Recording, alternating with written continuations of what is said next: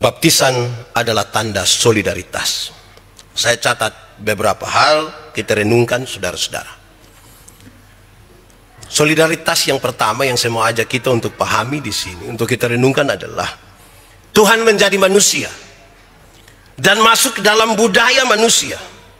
Dia berproses sebagaimana layaknya manusia. Dia masuk sebagai bagian dari orang-orang Yahudi dan menjalankan seluruh kehidupan sebagai orang-orang Yahudi yang taat kepada hukum Taurat. Ini bagian solidaritas paling pertama. Kenapa? Karena untuk menyelamatkan dunia, Tuhan tidak tinggal diam di sorga, tapi dia berkenan, berinisiatif turun ke dalam dunia, mengambil rupa sebagai manusia, supaya kalau manusia mau diselamatkan, dia menyadari bahwa ini sebuah bagian bersama-sama dengan Tuhan yang juga telah menjadi manusia. Tadi saudara-saudara ketika saya ajak kita baca, kita punya nats pembimbing menurut Ibrani pasal 4 ayat 14 dan ayat yang ke-15. Saya kira di ayat 15 itu menunjukkan sesuatu yang penting bagi kita dalam kaitan dengan hal ini.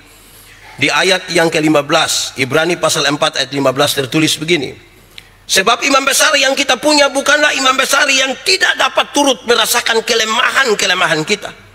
Sebaliknya sama dengan kita, ia telah dicobai. Imam besar itu turun dan menjadi sama, merasakan dan mengalami apa yang dialami. Saudara lihat sekarang, ini tanda solidaritas pertama. Dia mengambil bagian betul-betul sebagai manusia. Bukankah ini sesuatu yang mengajarkan kepada gereja? Kisah tentang orang Samaria yang baik hati. Orang Samaria itu adalah Tuhan Yesus, yang setelah menemukan orang-orang dalam perjalanan Yerusalem Yeriko, dia bawa orang-orang yang telah diselamatkan itu, dia titip di gereja. Dia kasih 2 dinar untuk urus. Dia bilang begini, uruslah mereka sebaik-baiknya, dan jika kau belanjakan lebih dari ini, aku akan menggantinya waktu aku kembali. Dia memberi pesan, gereja yang mengurus orang-orang yang Tuhan titipkan di dalamnya, diurus sehabis-habisnya, gereja itu diberkati. Karena ini orang yang Tuhan selamatkan. Tidak peduli dia dengan latar belakang seperti apapun, Tuhan titip di gereja. Rumah penginapan itu ialah gereja, supaya gereja urus mereka sehabis-habisnya tanpa memandang rupa. Solidaritas terhadap semua kalangan, urus saja sehabis-habisnya. Gereja itu pasti diberkati. Tapi gereja yang tidak mengurus sehabis-habisnya orang-orang yang Tuhan titipkan di rumah penginapan itu, gereja itu tidak diberkati. Pak, tidak diberkati apa? Kok itu uang banyak? Berkat itu bukan soal uang. Kalau uang itu saja kita sebut sebagai berkat, banyak orang bertengkar hanya soal uang dan harta-harta. Dan karena itu kita mesti melihat sesuatu yang lebih luas dari itu. Bagian kedua, saudara, dalam pembacaan tadi menegaskan kehadiran Bapa, Anak, Roh Kudus sekaligus. Tuhan Yesus sementara dibaptis nih, dalam keadaan berdoa, Roh Kudus muncul. Roh Kudus muncul itu ada suara, dan kita percaya ini suara dari Bapa di sorga. Inilah anakku yang kukasihi, kepadanya aku berkenan. Saya tarik bagian teks ini untuk menegaskan sekarang. Dalam perintah Tuhan Yesus kemarin diajarkan kepada mereka yang dibaptis, disampaikan, pergilah, jadikan semua bangsa muridku, baptislah mereka dalam nama Bapa, Anak, dan Roh Kudus, terusnya di situ. Tapi saya ingin menegaskan di sini makna dari baptisan itu. Saya kira untuk sekedar mengingatkan kembali kepada saudara-saudara, dibaptiskan dengan nama Bapa berarti kepada kita diberi perjanjian anugerah, bukan saja kepada kita, tetapi kepada kita dan anak-anak kita. Semua diberikan perjanjian anugerah. Ini janji Tuhan kepada Abraham, Ishak, dan Yakub sebagai bentuk dari sebuah rencana yang besar. Ketika melihat manusia jatuh dalam dosa, Tuhan tidak tinggal diam. Perjanjian anugerah itu diberikan. Dia panggil satu orang namanya Abraham, dari satu orang menjadi satu bangsa, dan kemudian menjadi kita semua. Kepada kita dan anak-anak kita, Tuhan beri perjanjian anugerah. Allah Bapa di sorga memberi perjanjian anugerah, supaya kita mewarisi kehidupan kekal. Karena nanti kita binasa. Kalau dia tidak solidar dengan kita, kita binasa. Dan karena itu dia memberikan janji anugerah ini. Kedua, dibaptiskan dengan nama Anak. Ini mencatat tentang kematian bersama-sama dengan Kristus yang menebus manusia, dan kebangkitan bersama-sama dengan Kristus. Mati bersama-sama dalam kematian Kristus, tapi kemudian dibangkitkan dalam kebangkitan Kristus.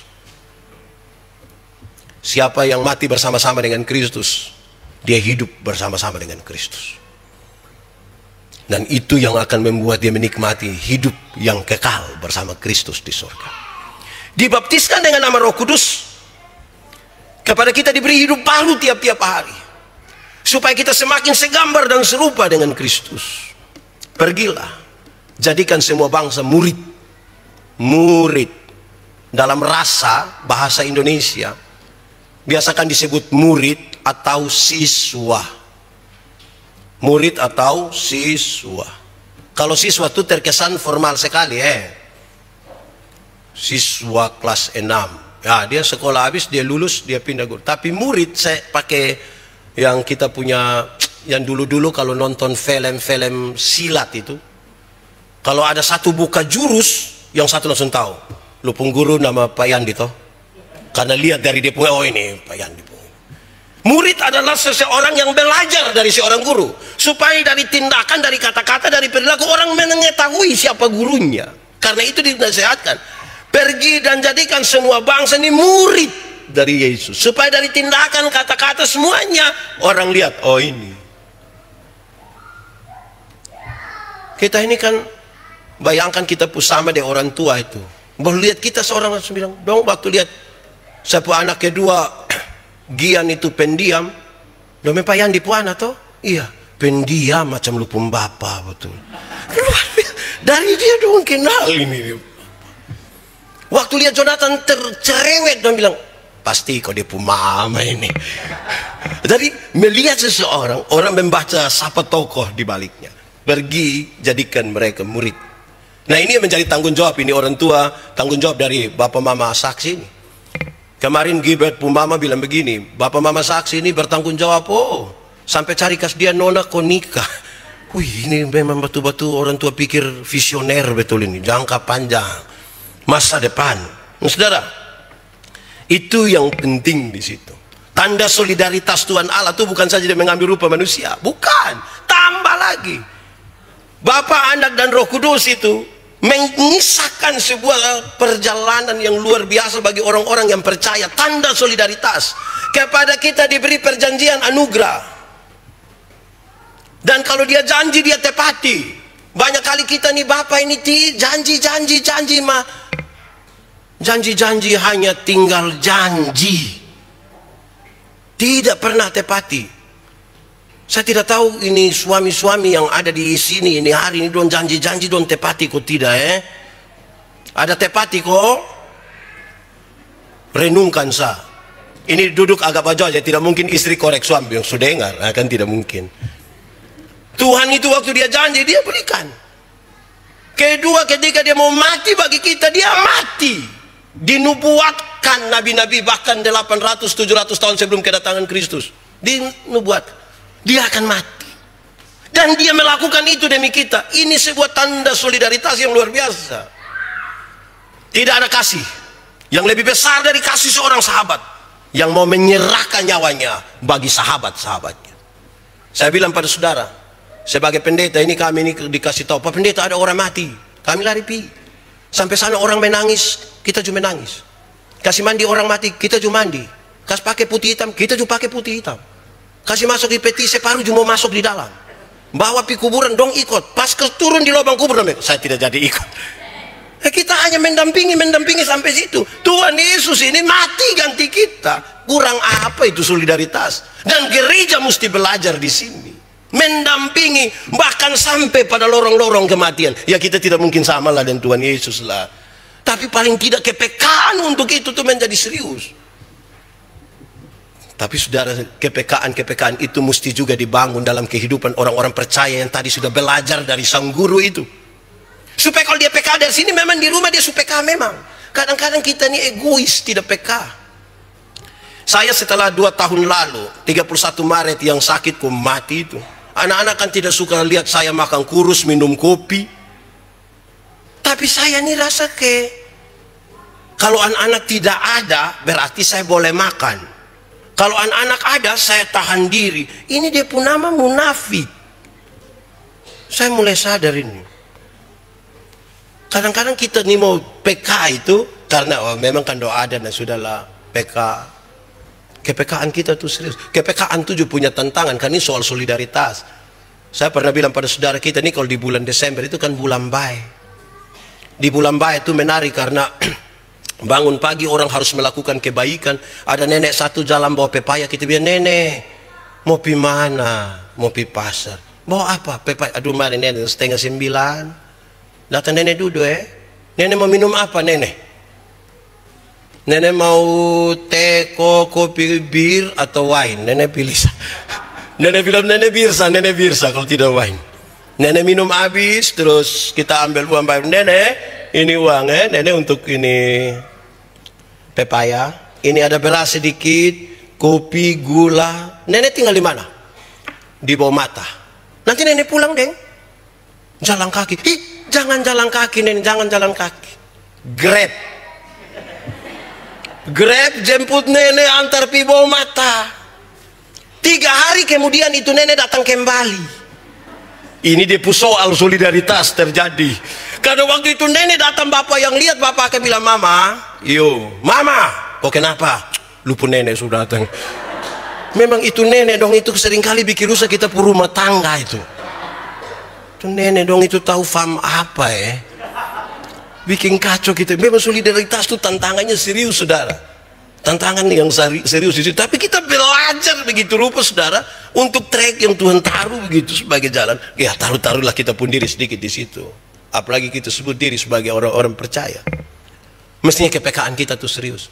PKT sedikit terhadap orang-orang di sekitar kita. Jangan omong sampai yang orang susah. Kadang-kadang suami dan istri kita syukuran PK satu dari yang lain. Istri setengah mati pi salon, kau perbaiki rambut dong, kau suka jatuh begini lewat sih. Kita juga tidak bisa omong ame dia pun rambut sedikit begini, mama rambut pun balicin lah macam kayak kulit ular saya, mama. Ya omong ame apalah begitu supaya mam tua juga rasa suami juga ada perhatian sedikit. Bab tua juga susah ngajar pidatang di sini, kita juga tidak bisa omong ame bab tua pun apa kok. Kita saling menjauhi kita pun hidup nih.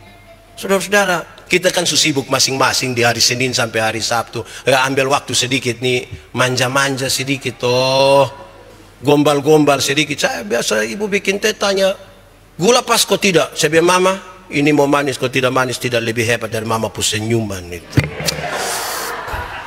Itu kalau mama saya bilang apa, saya bilang tidak jadi lah. Kalau saya tidak.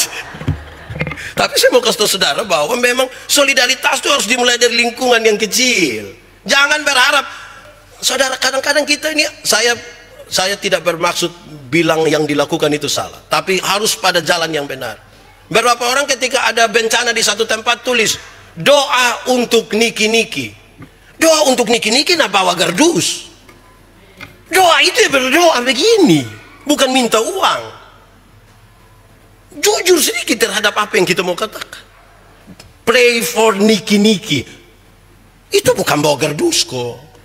Berdoa.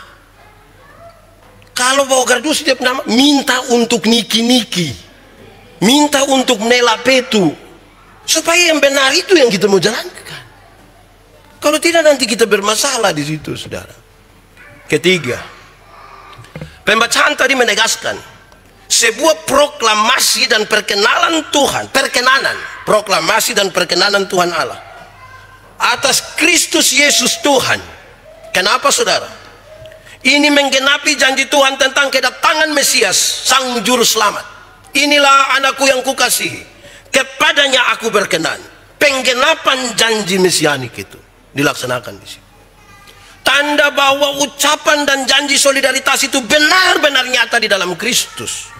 Ini mempersembahkan dirinya sebagai korban. Yesus Kristus mempersembahkan dirinya sebagai korban. Setelah proklamasi itu, Yesus Kristus benar-benar mempersembahkan dirinya sebagai korban ganti manusia.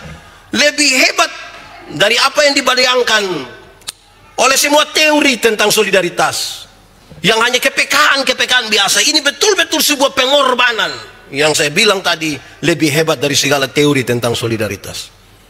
Sehingga orang-orang yang bicara tentang solidaritas mesti belajar betul-betul dari Tuhan Yesus Kristus yang menyerahkan nyawanya bagi sahabat-sahabatnya. Dia bersahabat dengan semua orang. Kita belajar dari Lukas pasal 4 dikasih tahu, roh Tuhan ada padaku Dia mengurapi aku supaya apa? Hidup dengan mereka yang miskin, yang terpenjara, yang lumpuh, yang buta. Dia tinggal dengan mereka semua. Jadi dia sangat-sangat luar biasa dalam perjumpaan dengan solidaritas dengan semua orang, dalam semua kalangan. Mengadakan pendamaian dengan Tuhan. Apa yang dinyatakan dalam proklamasi Tuhan ini menyatakan pendamaian dengan Tuhan sebagai jalan menuju sorga. Manusia itu setelah jatuh dalam dosa kan jalannya terputus.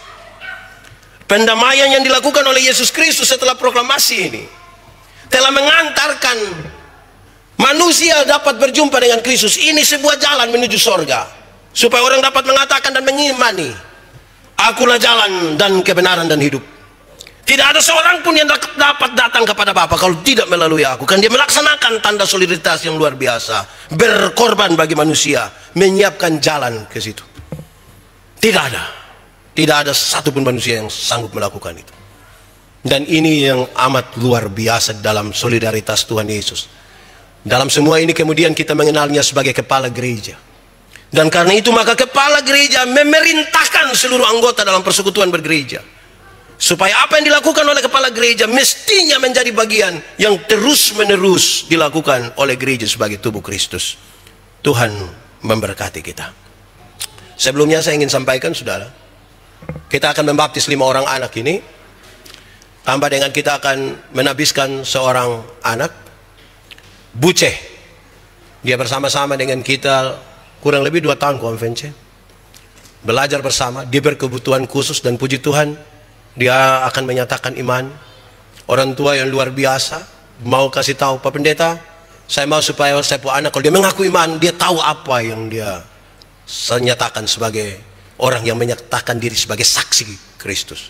Bukan sebuah pekerjaan yang gampang untuk pendampingan dari orang tua. Tapi saya kira ini sesuatu yang penting bagi kita. Semoga ini menjadi bagian kita. Jangan ada orang tua, karena kami menemukan itu, jangan ada orang tua satupun yang malu karena anak-anaknya berkebutuhan khusus atau apa. Karena itu ada di tengah-tengah kita. Mereka adalah bagian yang Tuhan taruh betul-betul di tengah-tengah kita, sebagai bagian yang harus kita tanggung jawab dalam pergumulan bersama sebagai orang-orang percaya pada Tuhan. Tuhan memberkati.